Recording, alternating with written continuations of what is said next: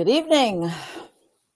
This is Sandy Shellis with Environmental Coffee House, and tonight we're gonna talk about abrupt climate change, and we're going to talk about the lawsuit by the kids that are suing Trump, and we're going to talk about tornadoes, and we're going to talk about my own experience, and I'm going to talk about something I've been thinking about lately.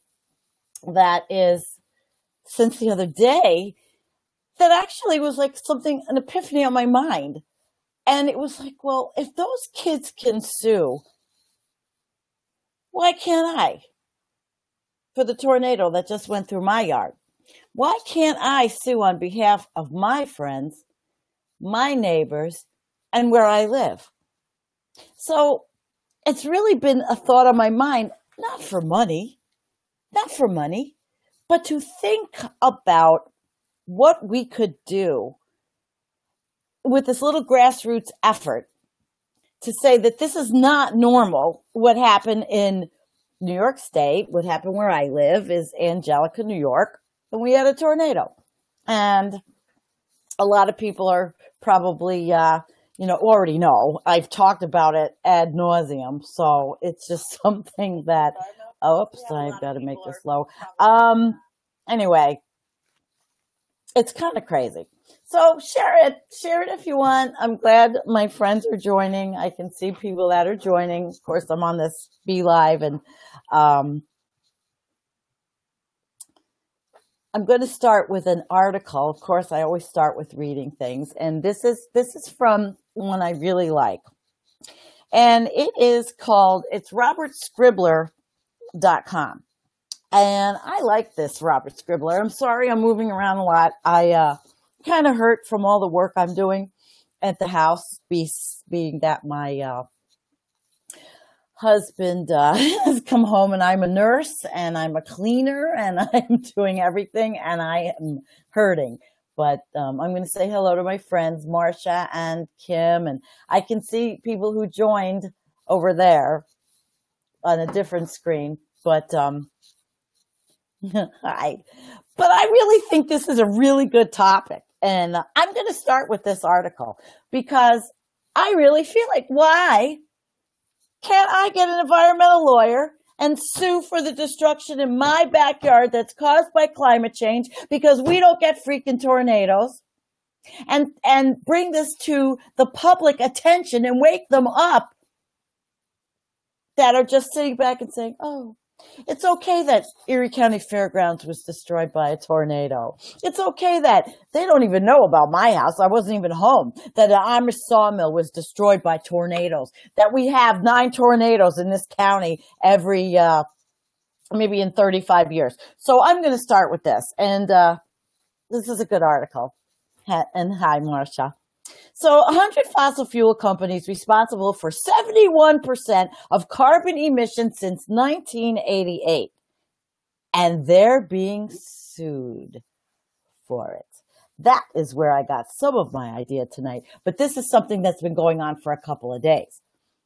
According to research from, and excuse me, my hair is driving me nuts for some reason.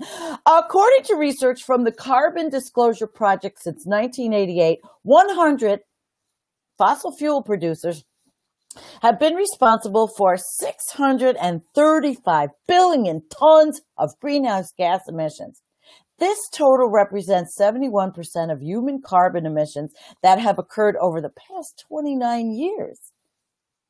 Companies involved in this massive carbon emission included such giants as ExxonMobil, Shell, BHP Billiton, and Gazprom. The report also found that these 100 companies were responsible for fully 52% of all emissions since the Industrial Revolution began in 1751. So no wonder why freak shit's happening like tornadoes in my neighborhood. It's really actually the fossil fuel industry's fault. And we should have been off fossil fuels 30 years ago. And I knew this then. When Jacques Cousteau was doing the television show, and I would watch, and he would tell tell people that we had to stop what we were doing back then, and we didn't. So, report authors went on to point out that this relatively small group of companies is likely to have an outsized influence on responses to climate change. Hopefully adding that positive action by such corporations could produce significant positive change. However, historically, such companies have tended to fight against global climate treaties, misinform the public, and on the dangers related to human-caused climate change, and work to delay responses to climate change within their host nations. Due to this past bad economic actor behavior, combined with rising climate change-related damage, these corporations are also exposed to what may well be a historic and unprecedented corporate liability. And you know what? I'm going to find somebody to work with. It's not like I don't have enough to do. And I'm not looking for financial gain. But I wonder if there is somebody out there that wants to work with me because of what happened in my yard, decimated, old growth trees. We moved here thinking there's no tornadoes, it's safe. And my yard's decimated. And the videos I put up, so they're up there. But it's just led me to think about all this. If those kids could all sue for not having a future because of climate change, well, why can't I get something like this together, right? And get a class action or get some kind of lawsuit going for the tornadoes in our state that are directly caused by actions that these companies did 20 and 30 years ago that are causing the abrupt climate change we're seeing now. That's touched me. That's touching millions. And we're going to go on to that. So if you were born in 2015, the estimate for your lifetime lost wealth from climate change, according to this organization, DEMOS, and I went and looked at it, pretty interesting, they had some research on there, is between $581,000 and $764,000. I don't know if you see that fly. I had a cluster fly problem, outbreak. Those we could live without. And I'm going to get it. Okay. So with 100 companies responsible for 50% of that loss, it's pretty obvious that liability will become a more and more serious impact as climate harms ramp up throughout the coming decades. Hi, Kat. A far-reaching liability that could well include various harms related to climate change coming from such diverse dangers as sea level rise and loss of water and food security, loss of habitability due to heat, and damage to valuable national resources like forests, glaciers, and reefs. And haven't we been talking about these? What has Environmental Coffee House been doing but showing all of this stuff happening? But when it touches me, when it touches people I know, it just makes it all the more serious. And I know, Kim, you said you had a tornado in your Minnesota hometown last night. I don't know about Minnesota and the regularities of tornadoes, but it would probably be something good to research, right? So already a number of lawsuits are testing the legal waters in this regard. For example, in California this week, let's see. Imperial Beach, San Mateo, and Marin counties are filing lawsuits, okay, to get some of the world's largest fossil fuel producers to pay for sea level rise related to damages. And if Imperial Beach and the two counties prevail, large corporations like Chevron, ExxonMobil, ConocoPhillips, BP, and Royal Dutch Shell could be liable for billions of dollars in mitigation costs and punitive damages in coming decades, even as direct damages from climate change ramp up. Okay? So according to the San Diego Tribune, attorneys for the plaintiffs said they modeled their legal tactics after past efforts to hold accountable cigarette businesses and makers of, the cancer-causing agents and gas and chemical companies that used methyl tertiary butyl ether, a gasoline additive that has contaminated groundwater across the country. And though not all liability-related lawsuits against major tobacco and chemical companies were successful, those that stuck resulted in major awards, even as the lawsuits themselves produced a very harmful public relations impact. Okay, so we're going to talk about this for a minute. So that's a financial thing of suing these companies. They don't want to be sued, but I need some scientific evidence, which we have to work on. I need a scientist. I don't have a James Hansen. Maybe Dr. Guy would work with me. Maybe Paul Beckwith would work with me. Why the hell are we having tornadoes in Western New York? Why the hell is my property decimated? Why are all my old growth trees ruined? So here I'm going to read to you actually what a tornado is. Let's read the definition of a tornado. Tornadoes are formed by a combination of atmospheric instability and wind shear. Instability occurs when warm, moist air is wedged under drier, cooler air aloft.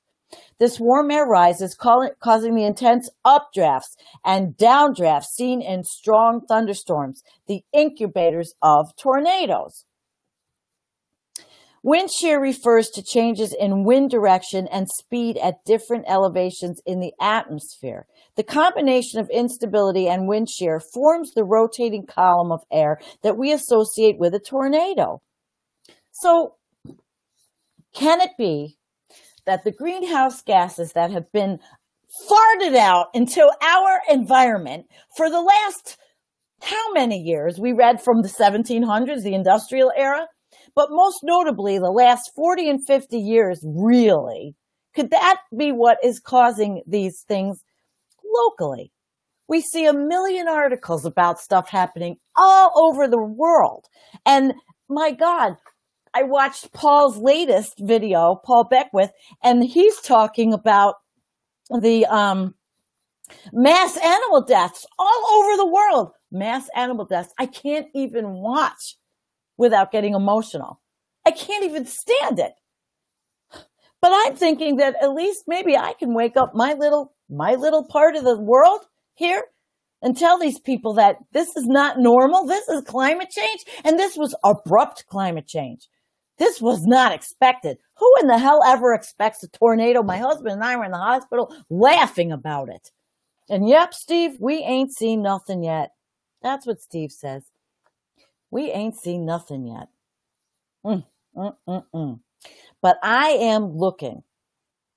And if anybody knows somebody that might want to work with me, an environmental attorney that may want to say, hey, listen, we're going to do some wake-up calls.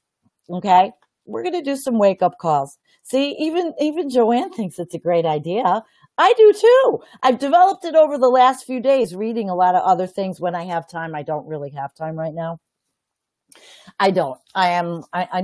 But I will do this. I think I'm crazy enough to do it, or at least make a stink enough about it. You know, my backyard, my acreage is getting worked on. My brother-in-law, my family. But what if I didn't have any of that to help us? What if I didn't have that?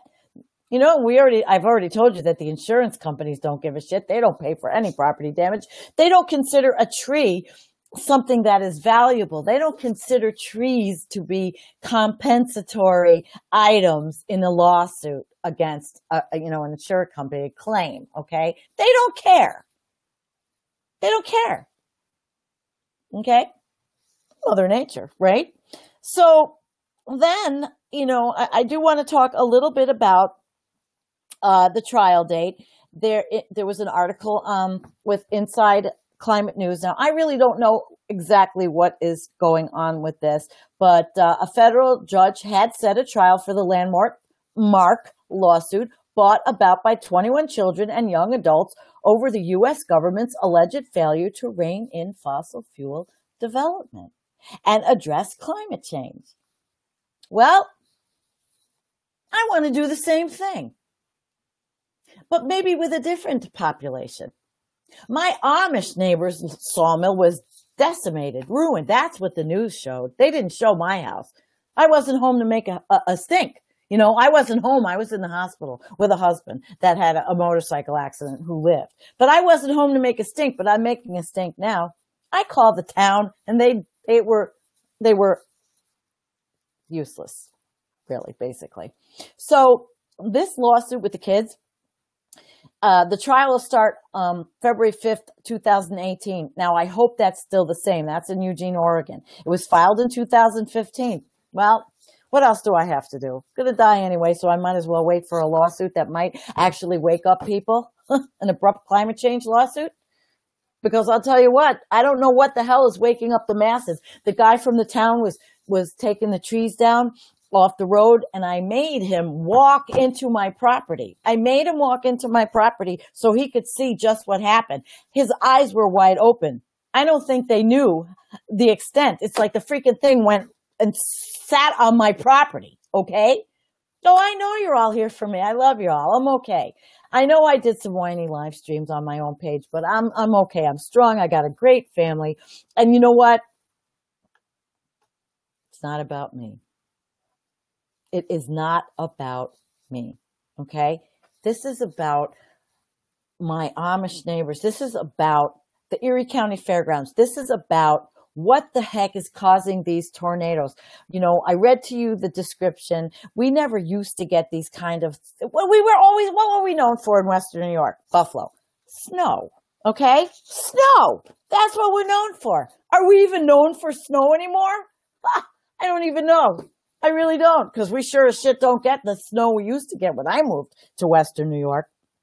So I found this other article. I find reading articles is good. And it helps because a lot of times I forget things, and it's difficult. Let's just see what a couple of people are saying while I watch these stupid cluster flies fly around this. Kat says, yeah, a tree is a loss of life. And that loss of life devastated me. But it's not right. And the fossil fuel industry, in my opinion, is directly related to the weather that we are having. Of course, it's going on all over the world. Here's an article called, it was in Culture and Politics, and I thought it was interesting. Climate Change, Truth, Deception, and Denial. Guy's name is Daniel Margrain. The 2015 National Security Strategy sets out the Tier 1 threats faced by the UK. These are, I'm trying to get this comfortable for me, but these are international terrorism, cybercrime, and climate change. You see, these are driving me nuts. They're becoming more frequent and unpredictable. 9 days before the world's largest populated city, Shanghai, experienced its hottest day in recorded history, the planet's biggest iceberg, Larsen C, broke away from the Antarctic ice shelf. Well, we all know about this. This followed the collapse of more northerly Larsen A ice shelf in 1995 and Larsen B in 2002. Who's been following this? I don't know if I was following this in 1995, but I sure as hell started in 2002, knew what was going on. Climate change is likely to be contributing to the altering of wind patterns and weather throughout the world. With temperatures in the Arctic rising at twice the rate of the planet as a whole, the sea ice area is already below what would have been a yearly low in the 1980s, with 2 months still left in the melt season. The comparison highlighted in there's a graphic here, but I'm going to tell you, there's no way you're going to be able, well, maybe you can. There's a graphic. Can you see it? Well, the graphic, it was showing the clear long-term decline of Arctic ice fueled by global rise in heat-trapping greenhouse gases. The dramatic shrinkage of sea ice over the past few decades is driving major changes, from the loss of crucial Arctic habitat to the potential influences of weather patterns around the world. And you know I talk about this because I am upset and obsessed, and I wanted to go to Greenland. I want to go to sea. But now things are postponed. Things are a lot different right now. They really are. Kim says she was following Monsanto in 1995. Very cool, Kim. Okay, let's go back to this because I think it's a pretty good one. So, Arctic sea ice reflects incoming solar rays back to space, helping to regulate the planet's temperature. But as human activities have released more and more greenhouse gases into the atmosphere, the ensuing warming has caused ice to melt. That melt means more of the ocean is open and absorbs solar energy, raising temperatures more and driving melt in a vicious cycle. The potential consequences are, at some point, possibly rapidly, on a time scale of years and decades, and we've been hearing this. Raised sea levels could submerge areas that are now land, wiping out whole states from Bangladesh to the Netherlands and destroying major world cities, including New York and London. And those people down there, if they don't wake up, they better not come up here, because they will. That's what'll happen. Shit's going to hit the fan, and they're going to they're going to be climate refugees, basically. The rich ones will be able to buy the property up here. I'm going to have to surround my property with a 10-foot fence a la Donald Trump. Oh my gosh. Yes, Trevor said lots of forest fires in British Columbia and a lot more than average. Absolutely. Been reading about that. The ridiculous heat in China. Animals dying from it. Camels are dying. They're dying from the heat. They're used to heat. Boy. So the poor nations of the developing world are particularly vulnerable. These are places where millions live on the edge, directly impacted by climate change, dealing with the effects from cyclones, and droughts to erosion and floods. Tuvalu near Fiji and other island nations, for example, are concerned that rising sea levels will wipe out their whole country right off the map. The concentration of greenhouse gases in the atmosphere, the most important, which is carbon dioxide, is the cause of global warming, which leads to the kind of destruction outlined.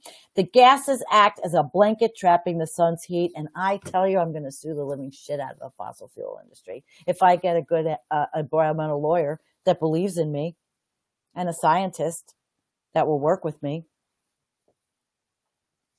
I don't think I'm nuts. I think I need to do something.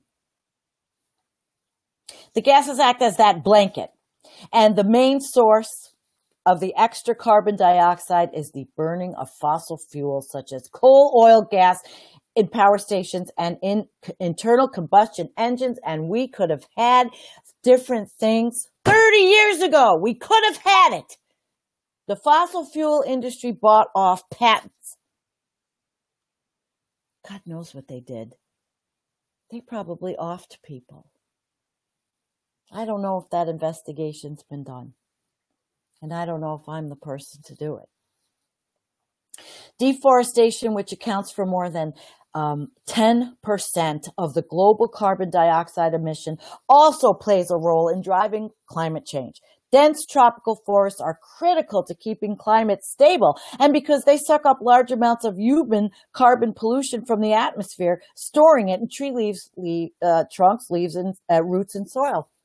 I wonder, besides the rocky landscape that my property is, why were these tornadoes, this tornado that dropped on my property, able to take up 10 to 12 foot base trees on my property? Why?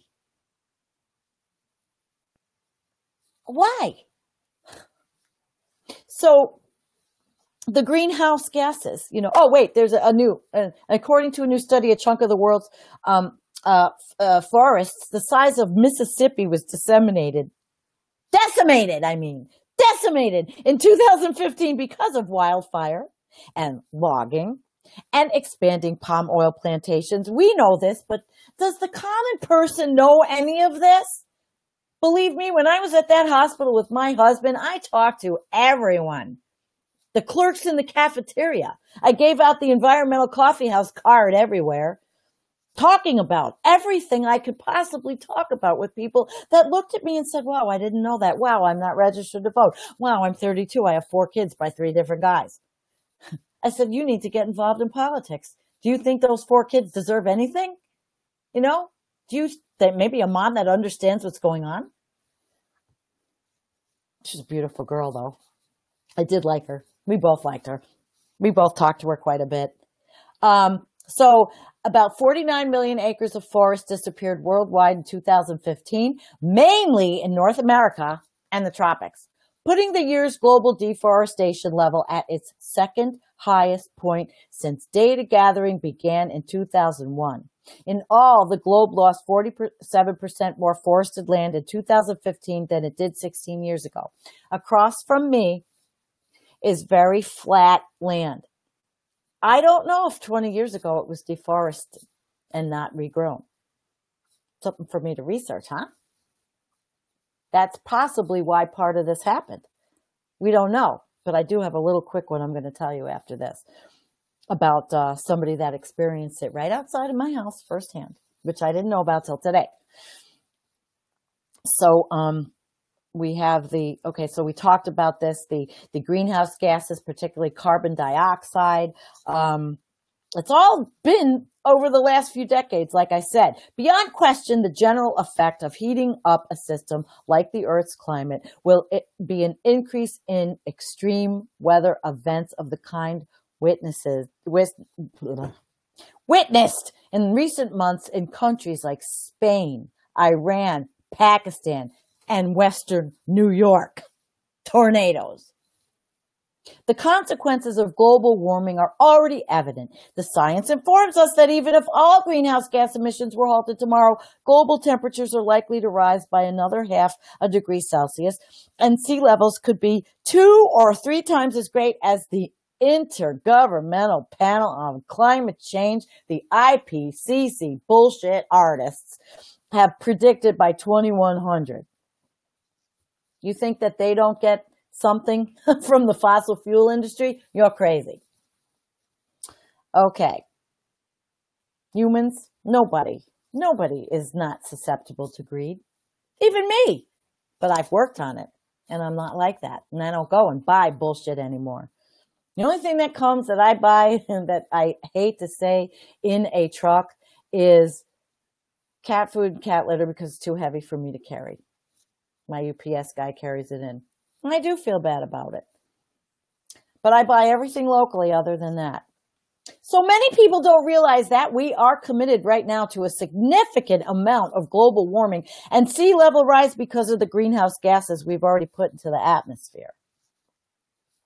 A paper from 2008 showed that climate change is largely irreversible for 1,000 years after emissions stop. And you wonder, why maybe I just don't want to do this? I do! Floods and water quality problems are likely to be amplified by climate change in most regions of the U.S., which we see. For example, while major incidences involving storms, heat waves, like it's 105 in Richmond, Virginia, where my friend lives, droughts, floods, and hurricanes across the planet, with all the human and social consequences that bring, will be among the major challenges facing us as humanity, as human beings. But far from halting all carbon dioxide emissions, the world's major states and corporations are pumping out ever-increasing amounts. You know, I couldn't have wrote this article any better. With little meaningful sign that global warming will not exceed 2 degrees Celsius, which is 3.6 degrees Fahrenheit above pre-industrial levels, the primary goal of the Paris Climate Agreement that our moron 45 is pulling us out of.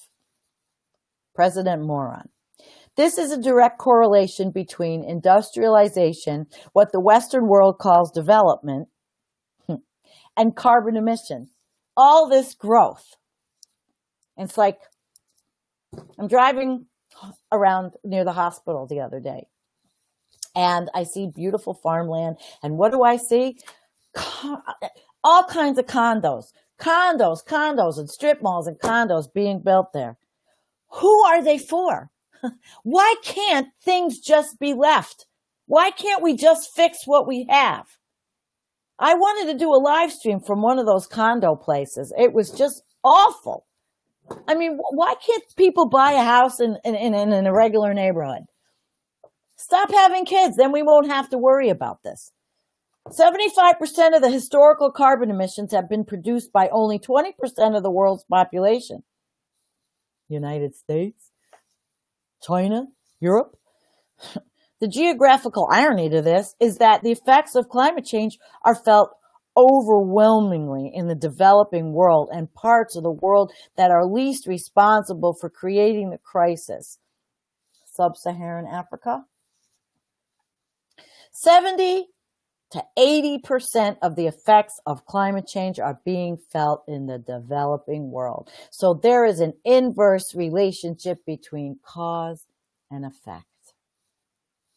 Continued global warming will at some point have large-scale, relatively sudden, and unpredicted, right? Just like this stupid tornado on global rainfall, wind, and temperature, on the related ocean water and heat circulation patterns.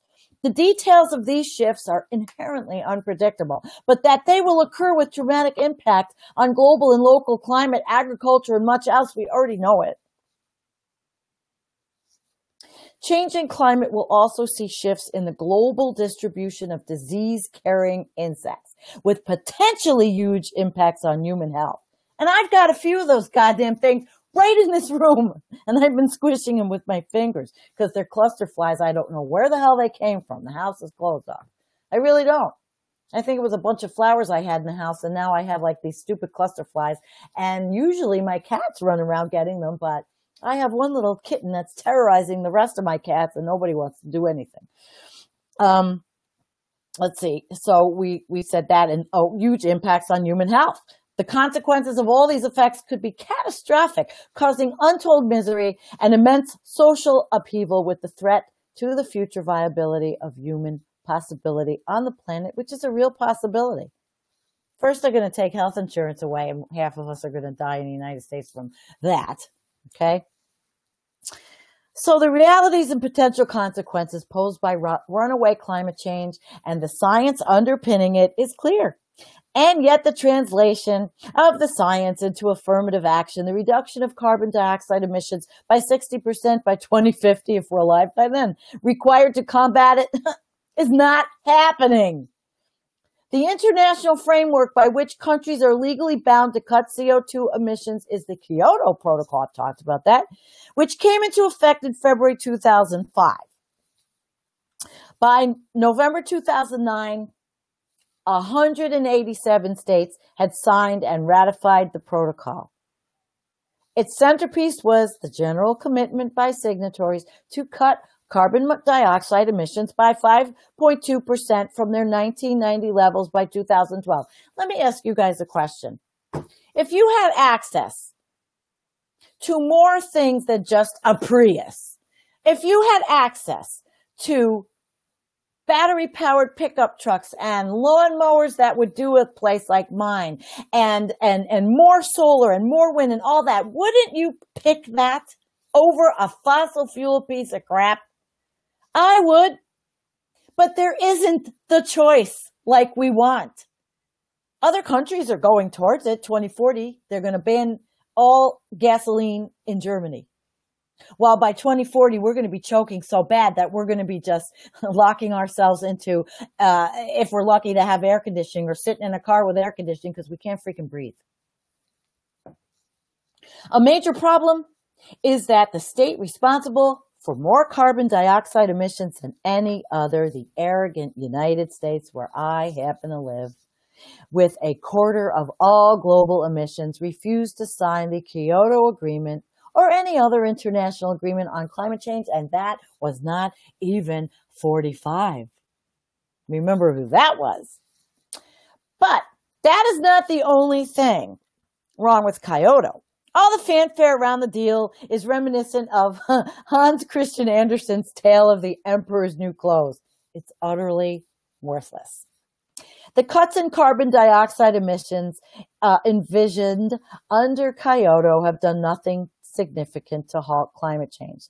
The European Union claims to be leading the rest of the world on the issue, yet when its governments met during the time of Kyoto's implementation in 2005, they too refused to set any post-2012 targets for emission cuts at all because they were all making money off the fossil fuel industry. And the car industry was selling us a load of bull. So the catalyst for even greater fanfare was probably the Copenhagen conference in December 2009. What emerged from the debacle was the realization that the global warming the rich world is largely responsible for and will continue to be disproportionately paid for by the poor nations in the globe, in the South. The politicians failed to deliver on activists' demands, which include large emissions cuts. Haven't we been asking for this stuff, right? The payment of ecological debt to climate victims and the decommissioning of carbon markets. Now, I had been involved in looking at what the climate, not the tax, it was the climate fee, and fossil fuel industry would be having to pay based on how much carbon they emitted at the, getting out there, right out into the atmosphere basis at, when we use it. And that hasn't really gone that far. That was Citizens Climate Lobby, and people were equating that with the Republicans and a tax and all this other crap. And it really wasn't a terrible idea. And I do know the people around here that are in that, and they're really still trying very hard. They are. So Kyoto and all those other things, no binding agreement was forthcoming, so it was business as usual, and we all just went on with it because I did. Okay, I had a 4-cylinder Escape for a long time because I thought I was doing the right thing. I didn't buy a Prius. I bought an Escape.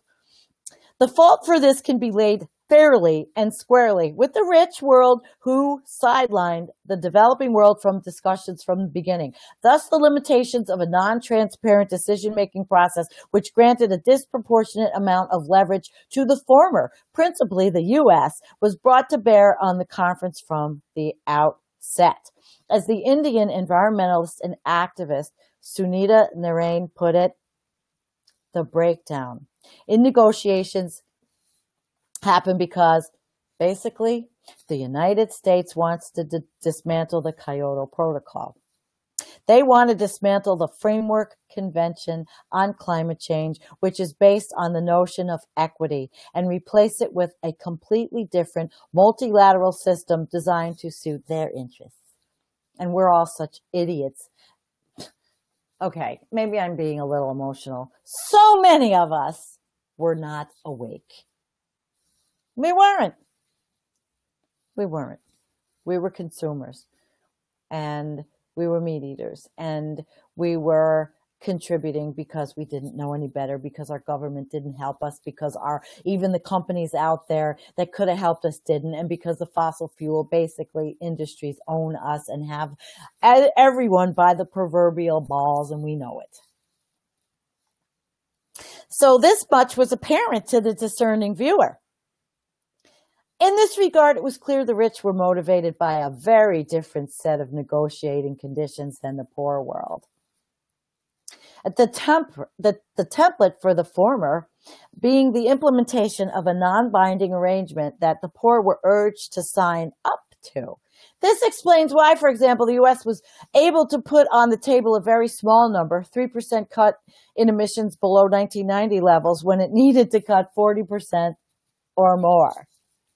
The next major conference that promised much but delivered nothing was the Paris Conference in 2015, COP21. Former NASA scientist James Hansen, I've talked about him, I showed the video with his granddaughter the other day, remarked that the discussions were a fraud and a fake. And Guy McPherson says it, and so do a lot of others. He added, it's just bullshit for them to say, oh, we'll have a 2-degree warming target and then try to do a little better every 5 years. It's just worthless words because there's no action, just promises.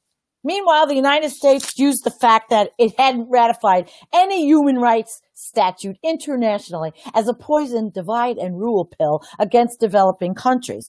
The aim was to pick off the most vulnerable as their justification for shifting blame for the crisis onto the smaller nations. Wow, what an article. Kenyan political ecologist Ruth Nyambura summed up the impasse well when she said, "We want to get out of this sinking ship, but countries like the U.S. are holding lifeboats. They're holding lifeboats. We're holding the lifeboats." Do you know how much they hate the United States now? And especially with 45? The settlement that emerged in Paris was extremely weak, due largely to negotiated consensual interplay between the most powerful players. This meant they were able to use each other to take things off the table they didn't want.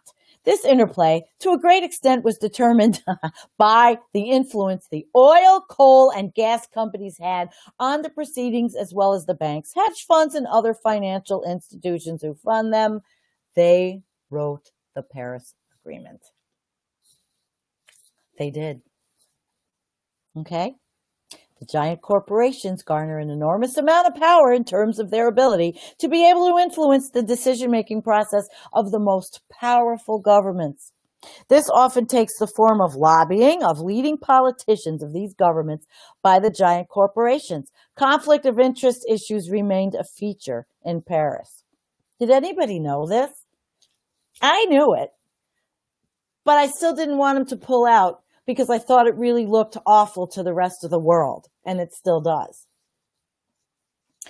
So the potential for corruption was as strong as ever, aided ostensibly by credible figures who misrepresented consensus research. Those involved in the scandal included climate change professors who Greenpeace exposed as individuals who were willing to produce pro-fossil fuel industry research by concealing the source of their funding. Corruption abounds. The rejection of legitimate climate science research also extended to corporate Main Street journalists like Christopher Booker and James Delingpool, whose roles are little more than conduits for the kinds of power they are supposed to hold to account. The leverage that climate change denying journalists and powerful corporate lobbyists, say Koch brothers, former politicians, and others within the denial industry, and it's a freaking industry, just watch Fox News on any day of the week, are able to exert in order to deceive and mislead the public regarding the science cannot be underestimated. One such figure is journalist Peter Hitchens, who ought to know better. The writer, who has many credible and sensible things to say about the conflict in Syria, apparently bases his authority to deny the reality of climate change on misleading glacier figures published by the Science and Environmentally Policy Project, SEPP, run by a discredited environmental scientist called Dr. Fred Singer. That's Fred Singer. The data has been reproduced by several other groups and has also found its way into the Washington Post. Oh, according to George Monbiot, who I love, who we post on Environmental Coffee House, the figures which were published by these groups were subsequently used by Hitchens, as well as other notable denialists like Melanie Phillips and David Bellamy to support their respective positions. However, the groups have one thing in common. They have all been funded by Exxon. First person I'm going to sue. But this fact has not initiated any retractions. On the contrary, it has resulted in the digging in of heels. The intention is to create confusion and the impression of an uncertainty within the scientific community. Oh, Trevor, why not? Wait, I got to put this down. Trevor wants to start an environmental coffee house in British Columbia. You don't even have to start one. You can become a live streamer for us and talk about what happens up there. You can become a part of us. Why not? We're worldwide. As long as you have the internet and we keep net neutrality. So even Exxon, the science is settled. Even Exxon's own research conducted decades ago that was until recently covered up confirmed the role of fossil fuels in global warming. Despite this, the damage has arguably already been done. Governments can only ameliorate the worst effects of runaway climate change. This author thinks it's too late to stop it in its tracks. As the consequences of climate change feedback begin to take their toll, we will soon be reaching the tipping point. And this will almost certainly be hastened by U.S. President Donald Trump's decision to withdraw from the Paris Accord.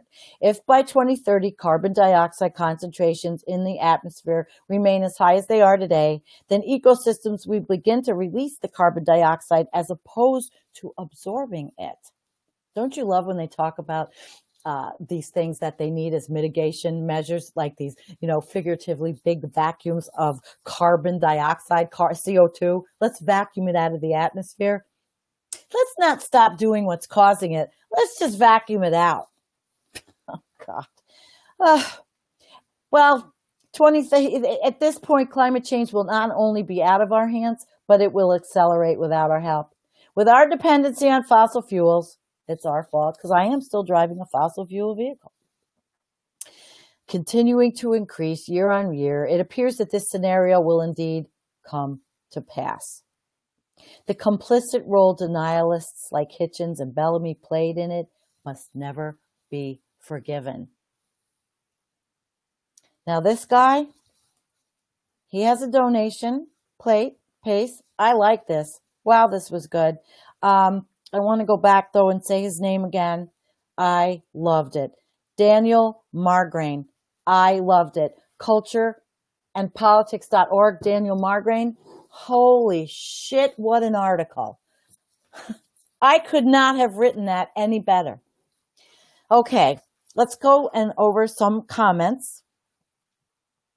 Joanne says plant trees everywhere. Oh, yeah. When our trees are all taken, all the big ones, the artist came today. He's going to take some. He says we have cherry, and he's going to make a table, and he's going to make some art pieces and some instruments. We're going to plant trees. And, oh, wow, there was a lot of comments I missed. Joanne says, again, wake up to the reality. Our government is a corrupt military-industrial complex. Yeah, who doesn't know that? My God. Let's see. Kim said... oh, yeah, we were talking before, and Marcella was here, and she said, hi, Steve and Sandy. I didn't get a chance to say everybody, hi, because I've been so involved in reading this and, talking about this to you. I'm looking at your comments. I don't want you to get upset if I don't have you up there. I do love to put up the comments. Coral reefs are drying. Permafrost is melting. And underneath that permafrost is bacteria and disease that we don't have, we might not have any cure for. But, I'll tell you what, the oligarchy and the rich people don't give a shit because they want us all to die anyway. They do. That's why they're, Mitch McConnell is pushing so hard. And Paul Ryan, oh, he made a faux pas. Oh, boy. If you can find that little clip of him saying how he wants to, how they want it about the killing off of Americans. I don't remember it verbatim. I heard it today. If I can find it, I'll put it up on Environmental Coffee House. Oh my God. What a Freudian slip, but it was so real. I'm telling you. And it's not by saying, oh, overpopulation or birth control or let's help other countries. I mean, they want to kill us. That's how I feel. If I don't have the insurance that I have right now, my husband would be dead. It just would. He would. So that is really what I have tonight. I have a lot of articles, but I'll put in some references to some of the things that I have. But this guy, man, blew me away. And Daniel Margrain, if I can find you, I'm going to interview you because that article, I thought it was great. And it's controversial. It's scary. And you know who I feel bad about? Of course, I've got a 28-year-old daughter. My Roger at Environmental Coffee House is 27. Look what we've done.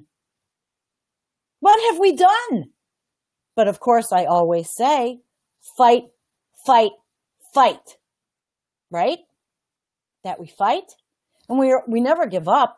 You know, Guy McPherson might say we have till what, 2025? Others may say longer.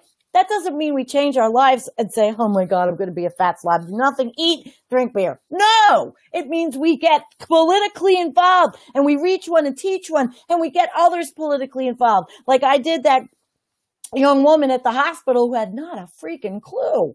Not a clue. 4 kids at 32, not a clue anything was going on. Never even registered to vote. But she will now.